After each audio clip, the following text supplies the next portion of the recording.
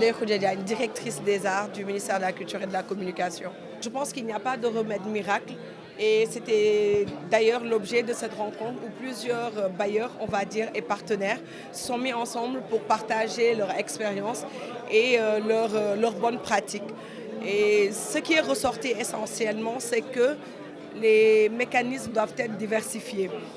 Quand on parle de diversifier, on ne peut plus seulement s'arrêter au seul appui de l'État, mais il faut également aussi réfléchir à faire intervenir non seulement le secteur privé, mais aussi toutes ces entreprises qui travaillent dans la communication, dans les télécommunications, pour que ces gens-là aident aussi à financer la culture, comme d'autres pays ont réussi à le faire. Donc je les citerai, c'est les GAFAM, c'est Google, c'est Amazon, c'est toutes ces entreprises-là qui aujourd'hui doivent contribuer à aider au financement de la culture. D'autre part aussi, nous avons la copie privée aussi qui devrait être aussi un moyen de renflouer, on va dire, la caisse pour le financement de la culture. Je pense que comme ça, avec la mutualisation des différents fonds, que ce soit l'État, que ce soit les partenaires au niveau régional ou international, on va arriver à injecter suffisamment de fonds dans ce secteur-là pour rendre viables les entreprises culturelles, mais leur permettre aussi de se développer afin de voir que des industries culturelles voient le jour.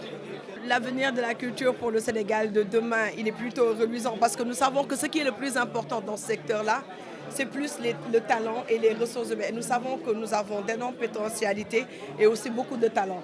Donc c'est l'essentiel. Si ce talent-là est mis à côté d'un mécanisme de financement viable, je pense que le secteur de la culture va se développer encore plus. Daniel Gomez, président de l'Association des métiers de la musique du Sénégal. Il faut qu'on arrête de financer à l'année, comme je dis à l'année. C'est-à-dire souvent, on a un appel à projet qui va sur un an, maximum 2 ans, et ensuite on recommence le même processus. Ce qu'il faut, c'est peut-être se dire, c'est changer ces lignes directrices aussi qui ont tendance à se mettre sur la réalité des pays qui financent, et regarder la réalité du terrain et voir ce qu'on forme. Est-ce qu'ils arrivent à un moment donné à mettre à bien leur projet et aller dans un sens de suivi-évaluation. Je pense que c'est les suggestions là qu'il faut faire. Si j'ai un projet qui fait 3 ans, au bout de 3 ans, je dois pouvoir arriver à un moment donné à savoir où j'en suis, qu'est-ce qu'il me faut pour pouvoir maintenant arriver à élaborer mon projet de manière efficace à 100%. Comment investir dans la créativité? On ne peut pas y penser sans ne pas penser aux jeunes. On parle beaucoup, il ne faut pas que la question des jeunes et des femmes soit une question de mode, mais que ce soit quelque chose qui tend vers la pérennité.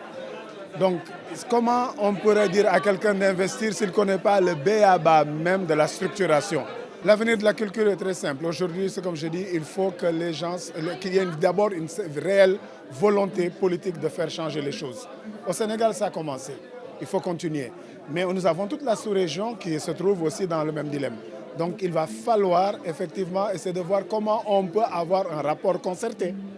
Si on veut de même parler d'un marché africain, dans le domaine de la musique, jusqu'à présent, on se rue vers les festivals à l'étranger. Mais on parle très peu de festivals au niveau africain. Comment faire pour établir un véritable marché? C'est autant de choses que je parle.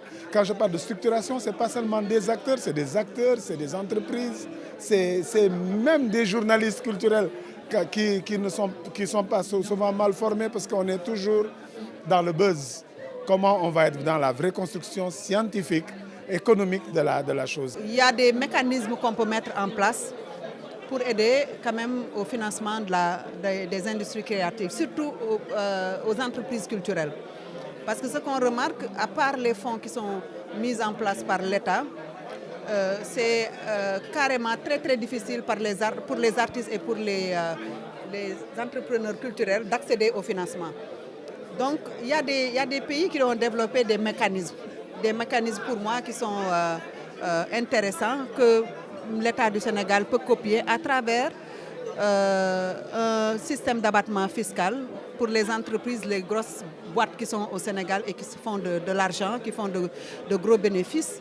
et de participer quand même au financement de la culture. Il y a autre chose également par rapport à moi, ce que j'appelle les GAFA africains, c'est-à-dire les sociétés de téléphonie qui sont en Afrique un peu partout, qui font énormément de bénéfices en Afrique et moi je pense et qui utilisent quand même l'exploitation des œuvres des artistes pour se faire de l'argent. Moi je pense qu'il serait bien pour que l'État puisse contraindre ces entreprises-là à pouvoir affecter une partie de leurs revenus au financement des industries créatives.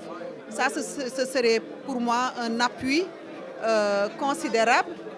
Et au-delà de ça, moi je pense que le rôle que les sociétés de téléphonie jouent un peu en Afrique, au niveau de la culture, pour moi tue un peu les initiatives des entrepreneurs, disons, locaux.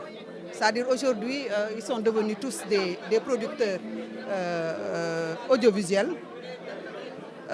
Ils produisent des films, ils produisent des séries, ils produisent de la musique, ils sont organisateurs de spectacles.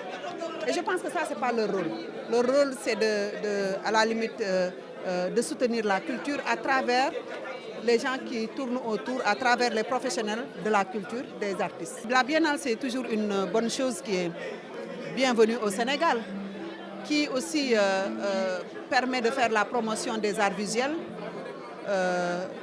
du monde entier, qui aussi donne l'occasion aux artistes sénégalais et africains d'exposer, de pouvoir échanger, de pouvoir aussi mieux discuter sur ce qui se passe dans le marché de l'art en général dans le monde.